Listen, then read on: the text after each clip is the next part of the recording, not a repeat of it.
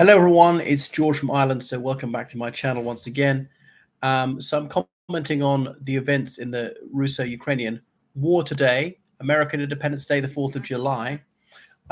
Anyway, so very early in the morning, Russia claimed that there were five drones around Vnukovo airport.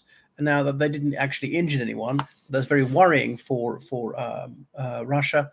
Remember, Moscow's got a number of airports, Sheremetyevo and Domodedovo, the major ones. Vnukovo is fairly big, and there's a fourth one off to the east. I can't remember what it's called. It's the only one I've never been to. So the airport had to be shut down for a couple of hours, and the Kremlin was doubling it a terrorist attack. Now, it is a civilian airport, so to attack that, it could be seen to be outside the Geneva Convention, especially if it killed any civilians. And remember, according to the Geneva Convention, you must not commit any damage of civilian buildings, vehicles, infrastructure, unless it's justified by military necessity. Would this be justified by military necessity? I don't think it would, unless the Russian military was transporting troops in civilian aircraft or from that airport or something like that. Now, I know people can muddy the waters and put some military aircraft at a civilian airport because then the Ukrainians would be more reluctant to hit it. Now, did the Ukrainians do this at all? I think it's highly probable that they did. Why would Russia falsely claim this? Because all it does is show how feeble they are, that the public are in jeopardy. Because remember, why is this war being fought? Oh yeah, to make Russia safe. It's made it unsafer than ever before. So, and okay that they've had bombs in Moscow occasionally over the last 20 years, but nothing like on this level. There was that one drone strike against the Kremlin a few months ago. Now five Ukrainian drones can reach there. These appear to be Ukrainian manufactured drones. Russia claims to have shot down four of them. The fifth got away. And Ukrainian made drones, they said to be like really third rate, but they certainly got range if they can get to Russia. There is another theory that the Ukrainians somehow smuggled them across the border, special forces, hide in the forest and launch them from in Russia from not that far away from Moscow, because they can't fly the 300 miles from the Ukrainian border to Moscow or something like that. So it's worrying for Russia that they're growing in number and in sophistication. Their range is getting longer. So this is a menace to Russia that's only going to increase with time. So clearly, Russia has really exposed itself to increasing danger. And the Ukrainians are really smart. They would actually threaten all the airports at the same time and just shut down aviation because flights had to be rerouted. And other countries like China or India, which are flying to Russia, say, we're not going to risk it, actually. And that will damage Russia even more. Remember, Russia's lost 95% of its tourism because I'm surprised even the Chinese and Indians are going because of the danger like this. Now, nobody's been killed, but, I wonder whether it's ethical or illegal what Ukraine was doing. But then again, you might put themselves in their position saying, well, our civilians have been murdered by the thousand. And I really mean the thousand. Not just collateral damage, the Russian army getting people whom they know to be civilians, whom they know not armed, taking them out and shooting them dead in Bucha. Completely wanton murder. Not striking a military target, kill some soldiers, but the explosion actually kills a civilian happened to be the area. No. This is willful or deliberately hitting civilian buildings again and again and again, and clinics and hospitals and schools and so forth. So then there was strikes back on Ukraine in a village south of Kharkiv. Now, the Ukrainians are that to be believed say that 43 people were injured, 12 of them children, an Iskander missile hitting Piervo-Maisky, as in the 1st of May, the village is named after, because, this is the fog of war. And obviously it's an information war. So it's very difficult to distinguish truth from falsehood. There's the claim followed by a counterclaim.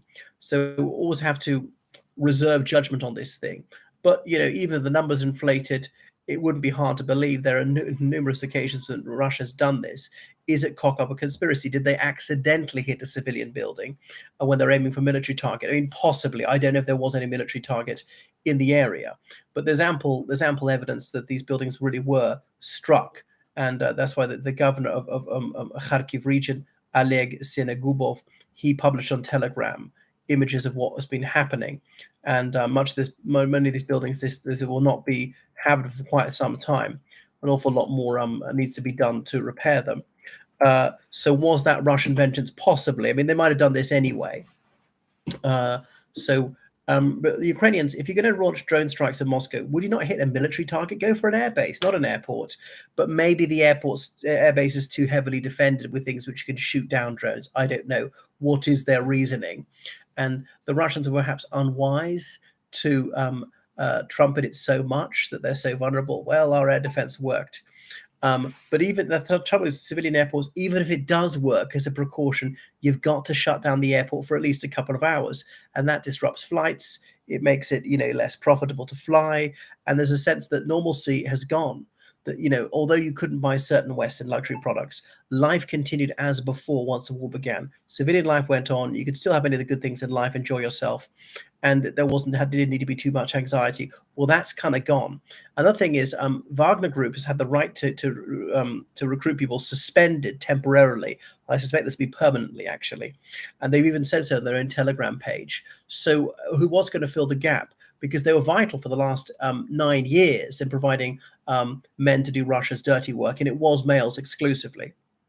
But Wagner Group's not there. People are going to have to join the Russian army, and very few are volunteering, despite these hefty packages, golden hellos that were offered, and an increasingly economically bleak atmosphere. So they're going to have to conscript more people into the army. Some of the Wagner volunteers would choose to sign contracts with the army. Some go home, be civilians, actually might be conscripted later on. You often know they're capable fighters, or some leave with their chief to do it, say in Belarus. How long can he stay there? How long can he pay them? Who's paying them? Because he's being paid well over $1 billion a year for his operations. And remember, they're mercenaries. They fight for money. You either take them out, you buy them out. So people could be swayed in his inner circle to take out Prigozhin. Or will he go abroad? Because he's got quite a fortune, so it'll be a long time before he runs out of money. But he can't keep 8,000 with him. It's going to have to be fewer and fewer, or else he's going to have to go elsewhere. So conscription will come in on a large scale. Putin really wants to avoid that. Remember, he had to do that in September last year. That was quite unpopular. A lot of young men fled the country, which is exacerbating the demographic crisis. Remember, boosting the population is one of Putin's major goals, or something he has signally failed to achieve. Even if he hit his highest target, the population would still be in decline. The declension would just be less abrupt than it would otherwise be. So not going particularly well for them. And the Ukrainians claim to be grinding on in southern Ukraine, accounted for 3 Russian companies today, as in killed, wounded, captured, and destroyed 2 tanks. I mean, I expect this is all an exaggeration. Got to take all these things with a fistful of salt. But it appears their objective is to get through to the Sea of Azov, to break the land corridor from Russia to Crimea.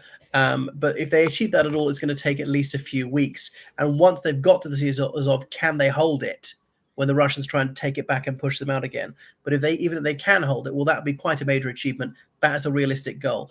And then that will render Crimea much more susceptible to siege, to being cut off, to the bridges across the Kerch Strait being destroyed, and so on. Right, thank you so much for watching my channel. Goodbye.